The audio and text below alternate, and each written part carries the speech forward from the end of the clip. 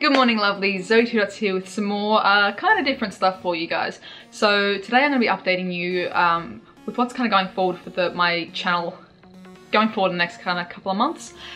So pretty much for the entire month of April I will be in Japan. Alan and I are going on a nice little holiday and I want to let you guys know a bit about the trip. So the reason I want to let you guys know what we're kind of doing is that, first of all, if any of you guys are in Japan and want to meet up, let me know in the comments down below. I'll see if I can kind of like, you know, arrange some sort of mild meetup if any of you do live in Japan. But also just to get suggestions from you guys as well. I'm going to let you guys know what we're kind of doing, what we're going to see, but I want to know if there's something that you guys want to see, especially in Japan, to let me know, or if there's something that you can't miss this thing, or you have to go and see this thing, to leave that in the comments as well. So I'll kind of get into it and let you know what we're getting up to. So we're going to be doing a little bit of traveling around as usual. This will be our second time together in Japan. So starting off in Tokyo, we're definitely going to be hitting up, finally I've twisted Alan's arm, we're going to go to Disneyland and Disney Sea. We didn't go last time, we kind of ran out of time last time, but Alan just wasn't keen either. But I really want to go. So we're going to go to Disneyland and Disney Sea and check those out. I think he will actually enjoy them, even though he's like hesitant to at the moment. I think he's just never been like a roller coaster kind of guy, but gonna work on it. We're gonna see. I think I've got like the right kind of ideas for what roller coasters he will like and what rides he'll like, so that he can have a really, really good time as well. So Disneyland and Disney Sea fell show in Tokyo. We're gonna go back to the Ghibli Museum. Alan's not that crazy on it and that's fine. We went last year. I just wanted to spend more time and actually go through like a lot of there's a lot of like really tiny details and things like that. I just want to spend a little bit more time there. So I'll probably go back by myself while Alan goes and checks out something else that he wants to do. So the Studio Ghibli Museum is absolutely incredible and adorable. And there's also always, every day there is showings of 3 different movies. And they're like mini movies, so you can't see these anywhere else in the world except for on YouTube for the people that have like filmed them illegally. But basically they're like a mini series or mini episode mini movies, maybe 5 minutes each, that you can't see anywhere else. They're only ever on show in the Ghibli Museum. Last time I was there I saw Mr. Doe and the Egg Princess and it was incredibly adorable, and I want to see a new one as well next time, so I'm very, very keen for that. We'll be definitely hitting up the Pokemon centers. We're going to be going through, so to give you guys like a bit of an overview of you, Tokyo, Fuji, Gujo Hachiman, Kyoto, Osaka, and Hiroshima, and then back up to Tokyo. So I'm definitely going to be hitting up the Pokemon centers along the way. There's a new Pokemon center opening up in Tokyo in the middle of March. So the Pokemon Center Tokyo DX and the Pokemon Cafe, like the permanent cafe, is opening up as well. So I'm definitely going to be checking that out and scoping the new Pokemon centers. Alan's a massive fan of Evangelion, so we're going to be seeing the Evangelion store and the Evangelion World, which is in Fuji, which is within Fuji Q in Fuji, which would be pretty cool. Also in Tokyo, Nakano Broadway we'll be checking out in terms of like really cool old school figurines, pre-owned figurines and things like that. A lot of really cool like pop culture stuff there.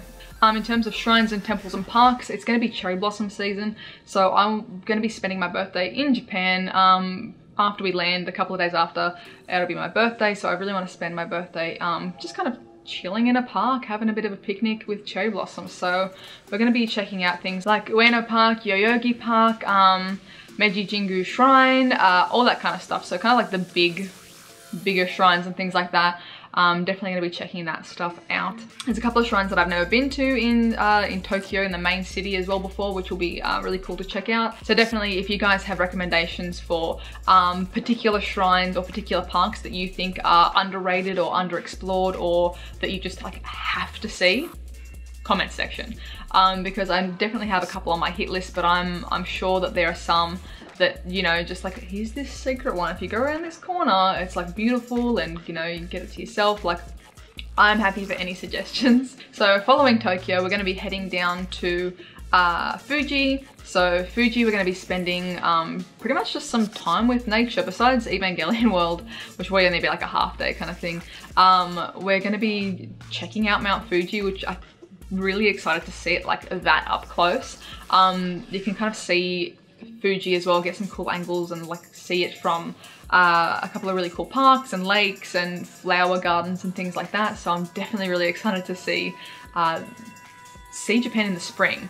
I've been in summer and I've been in winter before, but I have not seen it with like the cherry blossoms and things like that. So as well, any recommendations around Fuji, definitely keen. There's a couple of onsen that we're really excited to check out, and I'm still yet to book which hotel or ryokan we'll be staying in Fuji, but definitely really keen to check out some of the onsen there, because I can't actually imagine like how crazy it would be to just be like in a hot spring, butt naked, but there's Mount Fuji. Like you just kind of sit, like you're honestly, some of the photos of like where the onsen locations are crazy. Like you are knee deep in nature, and then there's just like gorgeous Mount Fuji up, like straight in front of you. I think that's going to be a pretty crazy experience. So definitely, if you can recommend any onsen as well in Fuji, or if you've been to any yourself that you would recommend, definitely hit up the comments. There is one that I have got listed, which I think is the Beni Fuji onsen, which looks incredible. So I'm ready for that. Also, if you've never done onsen before in Japan, I mean, I'll probably make a video talking about it when I'm in Japan, but holy dooly, I would recommend it. If you're gonna be in Japan, like before I get there, and you're like hesitant to do it, like before I explain how you do it, it's incredible. Like it feels so good to be in like 1,000,000 degree water and just kind of like relax. So after that will be Gujo Hachiman. So it's a fair travel, just because the train system doesn't quite line up with going from Fuji to Gujo. So it's like you have to go back into Tokyo and then back up into the mountains. So it's kind of like a mountainous river city, which looks, I'll put some pictures in for things that I'm talking about as well. It looks absolutely incredible. It's got 2 big rivers like going through the town, a gorgeous like mountainous region, and I've seen a couple of videos about it, and I'm just really excited to have somewhere for us to zen out, to just chill out, experience nature, and just enjoy some downtime. I know definitely last time in Japan I had an amazing time, but we were doing a lot constantly, so we were always kind of like on the move, trying to pack as much in as we could. Not over the top, but still was like doing something almost every single day. So I'm very excited to spend some time in Gujo and just chill. Go and see some of the shrines and the castles and things like that. There's one ryokan we're pretty interested in. There's a cat that lives there, so that's kind of selling it for me. Also, it's just a really beautiful spot. But yeah, that's definitely one of the highlights for me, is going to be like this gorgeous water city. Pretty much there are koi like in the drains, just chilling constantly. So I'm excited for this. After that, we're going to be going to Kyoto. So through Kyoto, we are probably going to go back to Kiyomizu-dera, which is like the water temple. That place is just always gorgeous. It's an absolute feat of structural engineering. I think it's really beautiful, and once again, seeing it in the cherry blossom season is going to be wild. And then also in Kyoto is the... what's the one with the orange gates? Oh my god, I forgot the name. The Fushimi Inari, which is like all of it's the place pretty much like kind of in the mountains with like heaps of the orange Japanese gates. They're kind of like, it's up in the mountains, and there's just hundreds and hundreds of these gates like lining all the way up to the top of this little mountain. Last time we went, we didn't get to walk to the top because we got halfway, but the friends we were with were basically saying it's so foggy today, we won't see anything at the top. We'll get to the top and just be nothing. And you can actually get quite an amazing view of Kyoto from up there. So I'm just gonna wait until this time, and regardless if it's foggy or not, I think we're just gonna go to the top anyway, and just see that. So it's a fairly decent little trek up the mountain, but I'm keen, I'm ready. And also gonna go see the Golden Pavilion, because Alan's never seen that before, the Kinkakuji temple. So that'll be pretty exciting as well. That is a gorgeous structure, holy moly. I'll probably just have a bit of like time to roam around Kyoto as well. The streets in Kyoto are really, like, Kyoto has a very different like old history, old world kind of feel. At least when I was there last time, it has that kind of feeling for me, like very traditional pockets, which is really cool. So definitely want to do a bit more city exploring when we're there.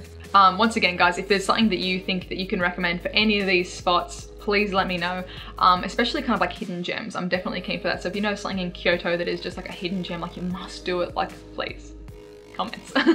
After that is Osaka. I'm not sure what we want to do back in Osaka this time. We spent a fair chunk of time last time in Osaka. We went to the aquarium, we went to the castles, the main castles around there. Went to a lot of the parks, so I don't know what we're going to do in Osaka yet, so I'm not sure if we want to stay mostly in Kyoto. I do want to go back to Dotonbori and check out, I just want some of that good takoyaki again. They're so good. Probably just go back and check out a couple of like our favorite streets and things like that in Osaka, but definitely down for recommendations. We're going to go to Niitama Station, which is the cat train station. The train conductor there is a cat, which is pretty darn cool. So we're gonna go check that out. That's like kind of like a hour trip out of Osaka. From there, gonna go down to Hiroshima. So we're gonna do the Peace Memorial Museum. I've kind of done most of that before, my first trip to Japan, but I didn't get to, because it was with a school trip, we spent quite a bit of time in the museum. Like me and my friends were actually trying to like read everything and take everything in, and we were running late for our meetup because we had to like meet at a certain time. So our teacher was like, come on, it's time to go, and I never got to sign the actual like peace declaration that was at the end there. So we got rushed through the last part of the museum, and I really was quite upset about that because I didn't get to round out that experience. So we're gonna go back to the museum. It'll be Alan's first time doing that as well, so that's probably gonna be a full day because it's not something that you do and then kind of like go out and explore and have fun. Like, it's a very solemn experience at the Peace Museum, so it's kind of like a day where you go to the museum and then you don't do anything afterwards. You kind of go and like sit and reflect and have some time to yourself because it is really confronting and it is really intense. So we're going to be doing that, and then probably just spending some time in a park to just breathe. And then after that, we're definitely going to be doing, probably the next day or maybe the day before, I don't know which order we're going to do it in, go back to Rabbit Island, because what can make you feel like better after experiencing that than a island full of rabbits. So I'll link as well to the last time we were there on Rabbit Island. It is just an island with hundreds and hundreds and hundreds and hundreds of rabbits. It is a decommissioned like old military island. It was where they were, once again, I don't want to say the wrong thing, but it was kind of like chemical production was happening on the island, and then that was decommissioned, and then now it's full of rabbits. So it's kind of become like a bit of a tourist thing, so you can go and check out some of the old like World War II sites and things like that, but then also there's a whole bunch of rabbits that, you know, make you feel good and nice, and you can feed the rabbits. So that is an incredibly fun day, and it'll be, I think, a bit nicer to actually do it in the spring. It won't be as freezing, so I'm definitely really excited to go back for that. So then after all that, we're going back up to Tokyo to catch up with some family friends. So these are our Japanese friends who were host students for my cousin many years ago. I met them when I was probably only 10. Like, I was really young, and I've known them kind of back and forth as, you know, my cousin's gone to visit them and stay with them, and they've come back to Australia and things like that, and we've kind of hosted them back and forth, and we stayed with them last time in Japan. So they've had a couple of kids, so I'm gonna go spend some time with them and the family, and then head back home. So yeah. I'll leave a link as well to the playlist from my our last trip to Japan. There's heaps of stuff in there if you guys want to check out. I'm going to apologize in advance though, my editing skills and my well, not as good as they are now. So it's a little bit rough. There's a lot of the exact same music. Just like, you know, if there's the music bits, just mute it, because God, I use that one track that everyone uses. And it drives me nuts now, looking back at those videos. I'm like, oh my God, why did I do that? So, but I was new. I was like, you know, my first ever videos that I made for my YouTube channel were my Japan trip. So I'm gonna link to those ones. Please forgive my editing, the shaky camera, a lot of stuff unstabilized, but still plenty of like really cool shots, plenty of good information, plenty of awesome Pokemon stuff, Pokemon Center and things like that. So do check those ones out if you do want to get a bit of a feel and a vibe for Japan and like traveling Japan. But definitely, if you have any recommendations, if you have something that like, you must see this, or that you want to see but you're not going to get to Japan and you want me to check it out and make a video about it, leave it in the comments and I'll do my best. But definitely, if you guys have suggestions or requests, please let me know. I'll be making videos the whole time that I'm in Japan, for sure.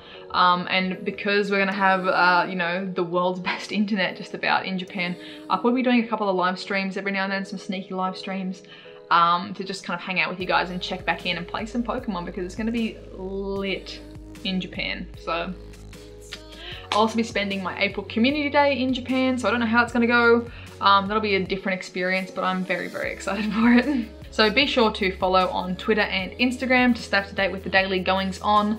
Follow me on Twitch if you want to hang out and play some video games. We're currently playing through some Ni no Kuni before the second one comes out. We're playing through Monster Hunter and some Pokemon Ultra Sun as well, so get involved. And last but not least, be sure to subscribe if you are new.